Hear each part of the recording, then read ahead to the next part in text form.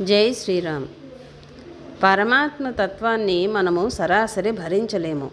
ముందు తాను పొంది తన నుండి ప్రతిబింబింపచేసి మనకి ఆహ్లాదాన్ని కలిగించి మనకి ఆ వెలుగునందు ఆకర్షణ కలుగజేసేవాడు గురువు. అందుకని గురువుని చంద్రునితో పోలుస్తారు. మహావేగంతో సమానంగా పోయి ఆ పరాక్రమవంతుడు ఆ సింహిక ఆయువు పట్టును తన వాడిగోళ్లతో చీల్చివేసి దాని నోటిలో నుండి బయటకు ఎగిరినాడు. ఆ ప్రశస్త దేహుడు, ఆ ధైర్యవంతుడు, ఆ పరమ సమర్థుడు హనుమంతుడు అంతటా దానిని పడదోసి వెంటనే మళ్లీ దేహాన్ని పెంచినాడు. సింహిక గుండెలు బద్దలై ఆ సముద్రంలో పడి చచ్చిపోయింది. ఇదే జరగాలి. మన స్వభావంలో మార్పులు తీసుకురాగలవాడే సద్గురువు. దానికి మనల్ని వదిలేయకుండా రకరకాలుగా మన స్వభావానికి తిప్పలు పెడుతుంటాడు. అది బాగా కరుగుతుంటుంది, మరుగుతుంటుంది, ఎగిరిపోతుంటుంది. ఎగిరిపోతే ఇహ ఈ సింహిక నీలో ఉండదు. అప్పుడు నువ్వు సుఖంగా జీవించవచ్చు. అది తనంత వాడిగా చేయడం అంటే. అది కేవలము సివివి గారి కార్యక్రమమే అనుకోకండి.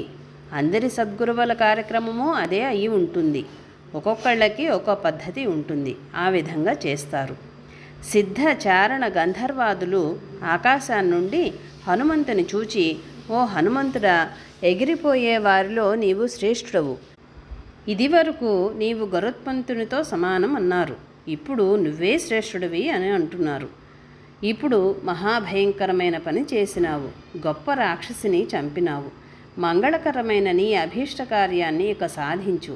ఓ హనుమంతుడా, నీకున్న ధైర్యము, దూరదృష్టి, మేధస్సు, కార్యసాధన సామర్థ్యము ఎవరికి ఉంటాయో వాడి పనులు ఏవీ చెడవు అని చెప్పారు. ఇది ఒక సత్యము. ధైర్యం ఉండాలి, దూరదృష్టి ఉండాలి. రేపేం జరుగుతుంది అని కాక 10 ఏళ్ల తర్వాత ఏం జరగాలి అని, ఏం జరగబోతోంది అని తెలిసి దాని ప్రకారము పని చేసుకోగలగాలి. మేధస్సు లేకపోతే ఏమీ లాభం లేదు. చాలామందికి మేధస్సు ఉండవచ్చు కానీ పని చేయలేరు. సలహాలు మాత్రమే చెప్పగలరు, చెయ్యలేరు. చెయ్యగలిగి ఉండాలి. చెయ్యగలిగిన పద్ధతి తెలిసి ఉండాలి. కాలాన్ని తెలిసి ఉండాలి. అదే దూరదృష్టి అంటే. ఇవన్నీ ఉన్నవాడు సద్గురువు. అటువంటి వాడికి పనులు చెడిపోవడం ఉండదు. అట్లా సిద్ధాచారణాదుల సమ్మాన వాక్యాలు వింటూ ఆ పూజ్యనీయుడు హనుమంతుడు తన ప్రయోజనం సాధించుటకు ఆకాశ మార్గంలో గరుత్మంతుని వలె పోయినాడు. ఎప్పుడు ఆకాశంలో పోవడం అంటే గరుత్మంతునితోనే పోలుస్తారు. దేవతలు అలా అన్న వాల్మీకి మహర్షి మళ్ళీ ఇలాగే చెప్పాడు. వాళ్ళు పొగుడుతుంటే హనుమంతుడు అక్కడ ఆగిపోలేదు. మనం పొగడతలకి ఆగిపోతుంటాము. ఆయన పొగుడుతుంటుంటే పట్టించుకోకుండా వెళ్ళిపోయాడు తప్ప అన్నీ విని వెళ్ళలేదు. జై శ్రీరామ్.